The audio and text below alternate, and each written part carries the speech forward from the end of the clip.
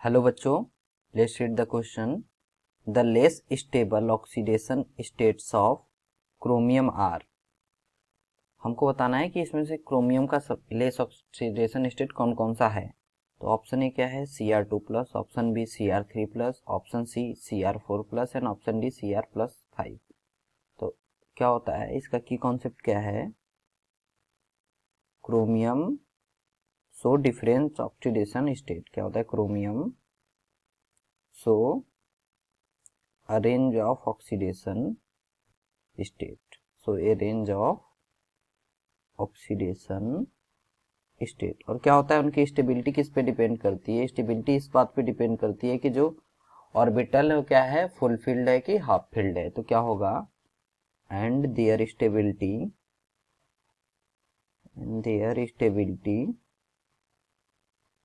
Depends on whether they are fulfilled or half filled, they are fully filled or half filled। तो क्या होगा यहाँ पे,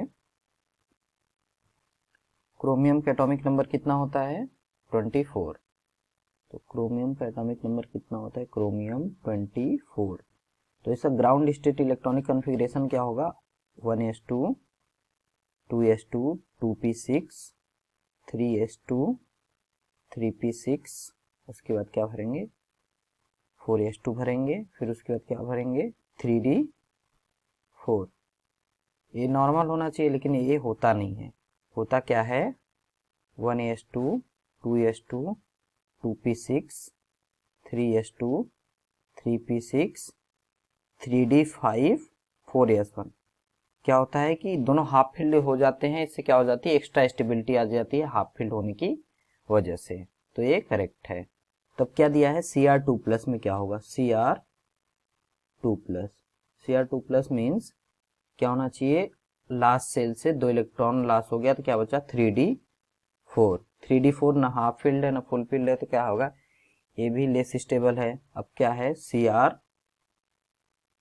Cr3+ मतलब 3 इलेक्ट्रॉन लॉस के मतलब 3d3।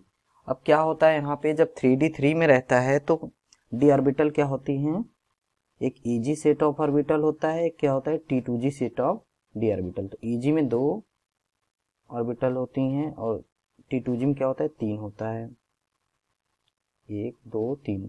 तो अब जब 3 रहेगा तो क्या होगा, तीनों में एक एक इलेक्ट्रॉन अनपेयर्ड इलेक्ट्रॉन भर जाएगा। तो यहाँ क्या होता है, हाफ फील्ड T2g ऑर्बिटल होने की वजह से क्या हो जाता है, ये स्टेबल हो जाता है।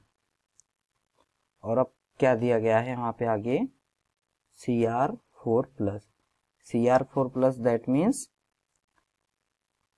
3d, कितना इलेक्ट्रॉन निकालना है, 2 यहाँ से निकलेगा और 2 यहाँ से, मतलब 3d2। जब आयनिक स्टेट में रहे तो डायरेक्ट इस ऐसे करके बाहर से इलेक्ट्रॉन निकालते हुए आएंगे।